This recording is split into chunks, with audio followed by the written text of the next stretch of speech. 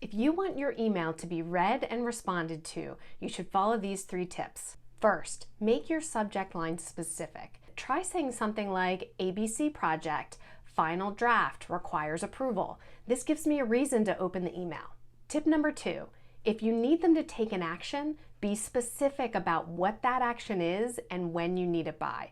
Tip number 3, you cannot send a wall of words to people. They will not read it. Break up your paragraphs, include bullets if you can, and make your sentences as succinct as possible. 3 reasons to put your idea on a slide. First, it will help people to understand and remember your idea.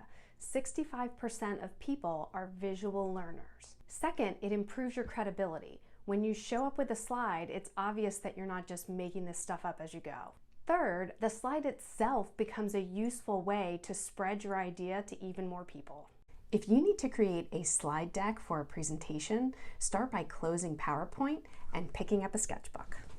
Write your objective at the top of the page. Everything in your slide deck should relate to that. Then a series of boxes representing the slides, with the last box being the conclusion. This is what you want people to walk away with. Start with background and problem statement. Everything in between is your proof. This visual format will help you confirm the flow of the story before putting it into PowerPoint. Being on video in meetings is completely useless if nobody can see your facial expressions. Here's what to do. Raise your camera lens to eye level. I don't care if you have to stack 50 books, just get it up there. Next, when your light source is in front of you, people can see your facial expressions. For my setup, I'm facing a window and then I have ring lights in case it's cloudy. Lastly, be sure you're looking at the camera lens and not your computer screen. It's going to help people feel like you're actually talking to them. So many meetings end with, oh, we got to jump off and get to the next call, when really if you had paused everybody, 5 or 7 minutes before and said, hey, like, we've had a lot of great discussion. What have we actually decided? And who is taking the next step, and making sure that that's really clear. That's such a valuable thing to do that I feel like a lot of people are missing as well. You can project more confidence than you feel by making a small change to your voice. Speak louder.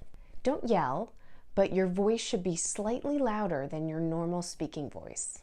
This becomes a signal to others that you strongly endorse the stance of your message. People can think at 4 times the rate of your normal speaking voice. This means that while you're presenting, people may be distracted by their thoughts. Here's a phrase that will win back the attention of your audience. The most important thing that you should know is this. Nobody wants to miss the most important part. So even for someone who's completely lost in their thoughts, when you say these words, their mind will bring their attention back to your presentation. This one is going to blow your mind. You should add filler words on purpose to your speaking. I know you've been in meetings with big personalities who have big egos and soapbox issues that they want to go on tangents with. If you don't keep control of the meeting by continuing to speak, they will take over and derail you. By adding a filler, you can maintain control of the conversation. If you're not fully in agreement with someone, try to avoid using the word but when you respond, and instead use words like also and and. Here's why.